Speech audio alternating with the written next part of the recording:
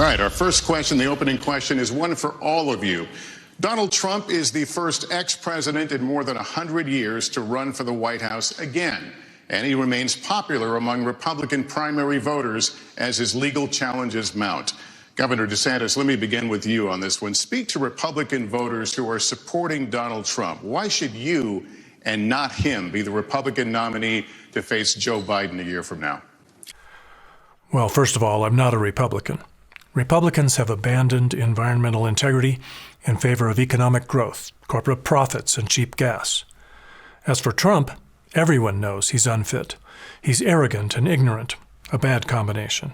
He's dishonest, morally bankrupt, and a crook. But I'm a better choice than any Republican running. Because of their environmental positions, a vote for them is a vote for a dead planet. A vote for me is a vote for a bright future for your kids.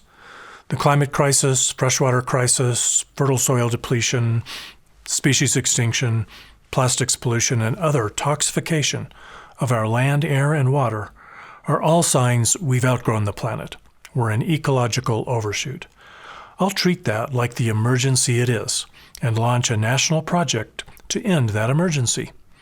I'm the only candidate, independent or any party, who promises to lead the nation to come together and do what is required to leave your children a healthy planet and a chance for a decent life. The Israel-Hamas war is barely a month old. Tonight, Israeli troops are fighting inside Gaza City with over 200 hostages who remain captive there, and civilian casualties mount inside Gaza. As President of the United States, what would you be urging Israeli Prime Minister Benjamin Netanyahu to do at this moment? Well, I would tell Israel Hamas has to go, clearly. But you have to go about that in a way that doesn't kill innocent civilians. It may take longer, but the response must be that targeted and surgical. The world will be with you if you do that. And that's the only chance the Arabs and others won't hate you when it's over. We're going to continue in this vein right now with a question from Matthew Brooks, the CEO of the Republican Jewish Coalition, a partner of the Republican National Committee in this debate. Here it is. Given attacks by Iranian-backed proxy groups on U.S. military bases in Syria and Iraq, attacks that have wounded approximately 24 of our U.S. servicemen, do you support the use of military force by the United States against Iran? Short term, I think targeted response to take out facilities and forces that attack our troops is warranted. But long term, we need to find a way to get our forces out of the Middle East. Never again will we fight war to preserve our access to oil. We will fight a war only to defend a democracy under attack by another nation or to defend against atrocious violations of human rights. Now our second and final question from Matthew Brooks of the Republican Jewish Coalition. Please watch. Jewish students across the country are threatened and under attack. What do you say to Jewish students on college campuses who feel unsafe given the dramatic rise in anti-Semitism? And what do you say to university presidents and college presidents who have not met the moral clarity moment to forcefully condemn Hamas terrorism? Threats to Jews in America will be taken seriously. If Israel takes my advice and works hard to avoid hurting the innocent, I think we'll see less of that. While Israel has the right to defend itself and to eradicate Hamas, Israel's current response is muddying the water and making moral clarity difficult. We all have a right to free speech, just not hate speech. While pro-Hamas speech is disappointing, much of it is not illegal. We can't force students or other protesters to offer only pro-Israel rhetoric. We can offer intelligent rebuttal. Pro-Palestinian speech has a place in the public conversation. But as your president, I would be very clear in condemning what Hamas has done, and threatening violence against any segment of our population will be dealt with.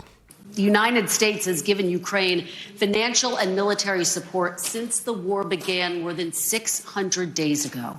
President Zelensky told me on Sunday if Russia isn't stopped now, quote, the price will be higher for the United States, and Americans would be forced to, quote, send your sons and daughters to defend NATO countries.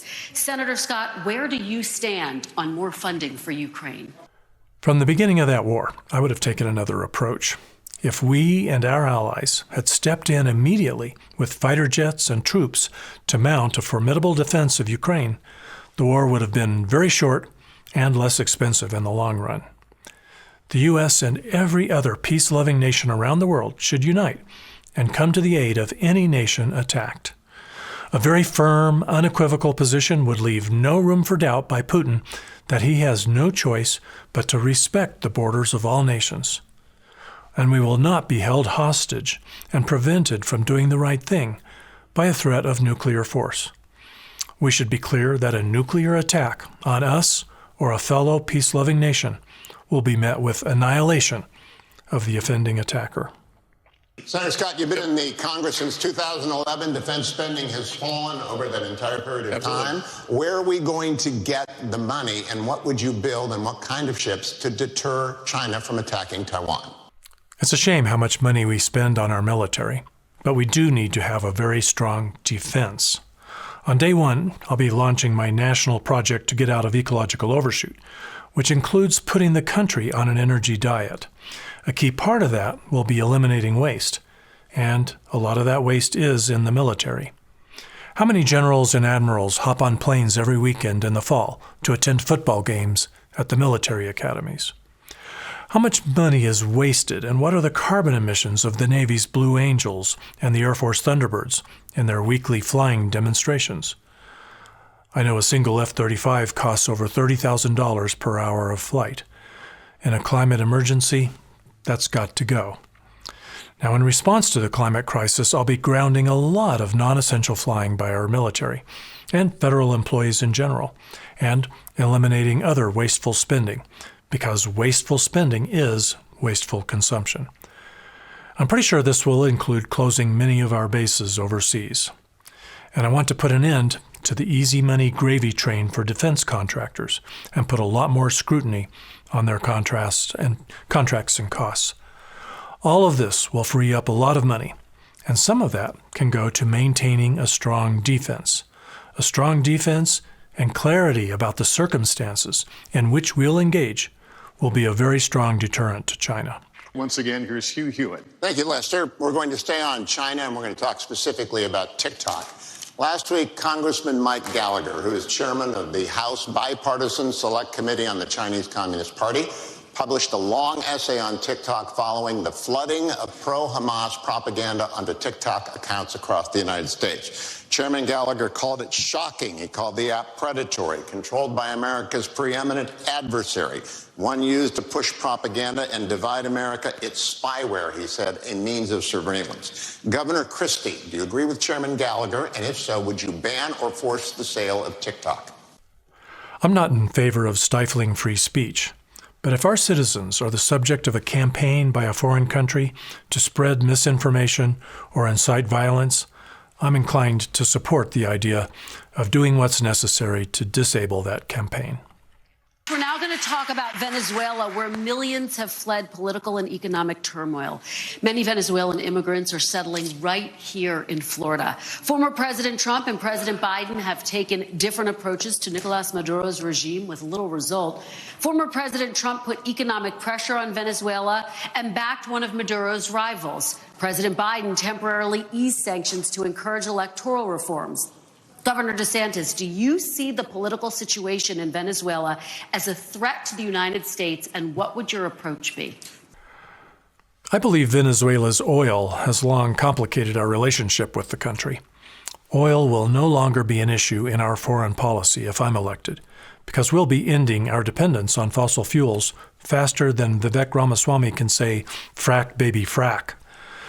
But anywhere in the world there are people hurting and in need, and especially if it's so bad that they feel compelled to flee their home and seek refuge in the U.S. or elsewhere, we should do what we can with diplomacy, sanctions, and aid to make it possible for those people to stay home and safely live good lives.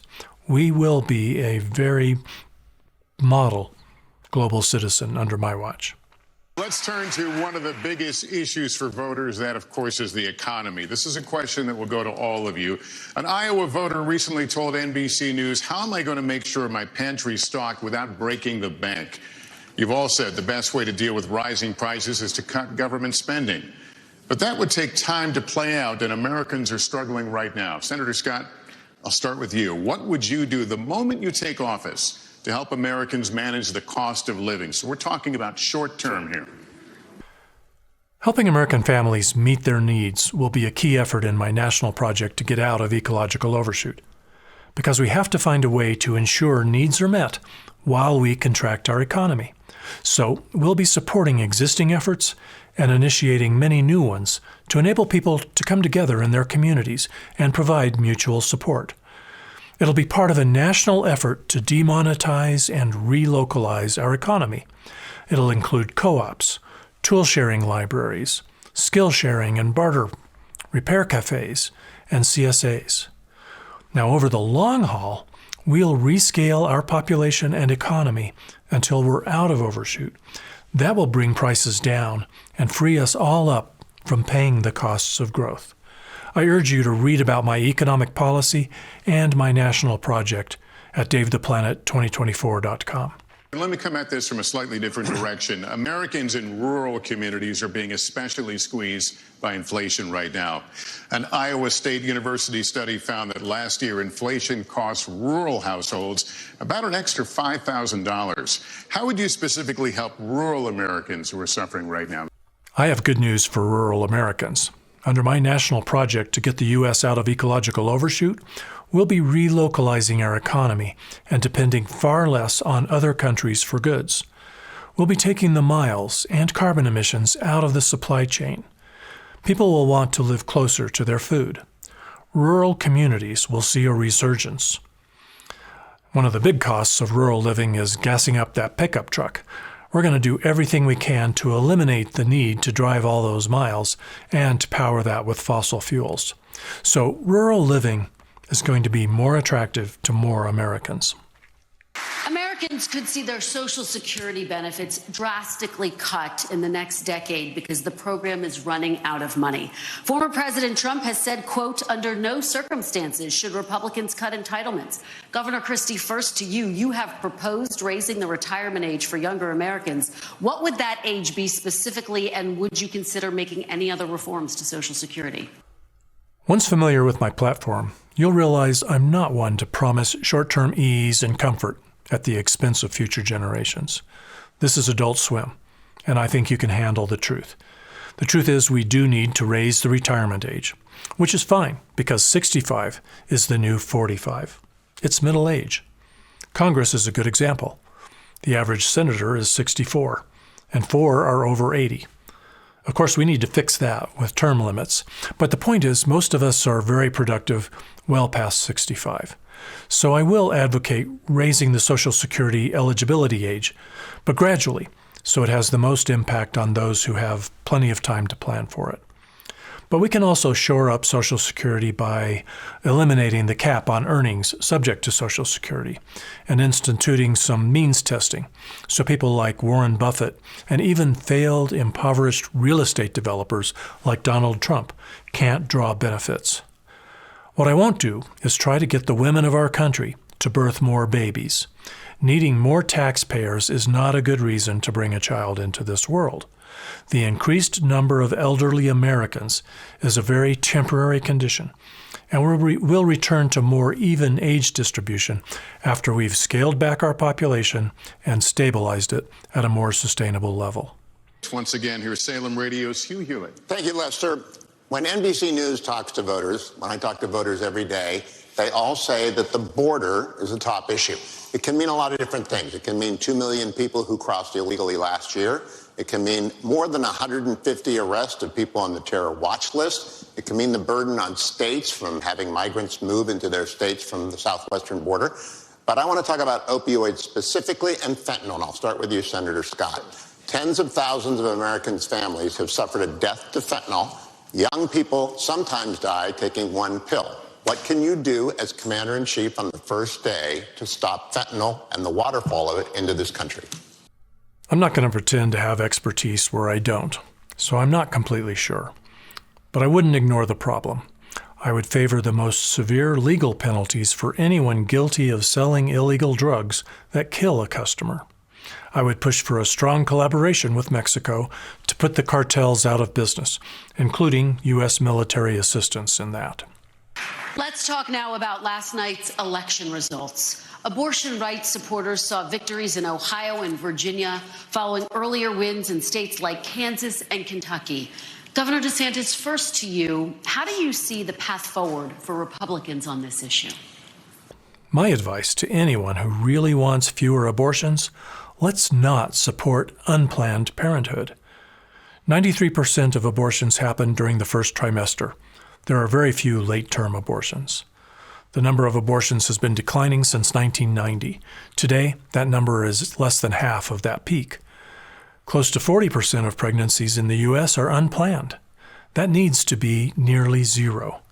We need a real effort to eliminate unplanned pregnancies. That means I will support the best sex education possible for all middle school and high school students. That means none of this abstinence-only BS. Free contraception for all, including long-acting contraception. And we won't withhold support for family planning agencies doing important work, whether or not they provide abortions. Now, if you want to preach and evangelize about the sin of taking a life through abortion, you go right ahead. But let's keep the men in Congress and state legislatures out of the exam room and let patients and their doctors make the best decisions they can about their health care and specific situations. I'll ask you each to please use your closing statement to focus on any topic you didn't have time to address and why you and not former President Trump would be the party's best choice to tackle these important issues. You each have a minute. A vote for any candidate on that GOP debate stage is a vote for a dead planet. I'm running to defend our children's right to a healthy planet. Their future is in great peril. Climate, freshwater supplies, fertile soil depletion, species extinction, all signs we've outgrown our planet. I'll declare an emergency and launch a national project to get out of ecological overshoot, similar to the Homefront World War II effort. We'll all come together to go on an energy diet, to end our obsession with economic growth, and map out a healthy 21st century economy that meets needs but won't leave our kids a dead planet. We'll embrace the trend of voluntarily choosing smaller families. We'll incentivize smaller families and stop promoting and rewarding large families. Visit DaveThePlanet2024.com to learn more and join the movement to give our kids not a dead planet, but a bright future.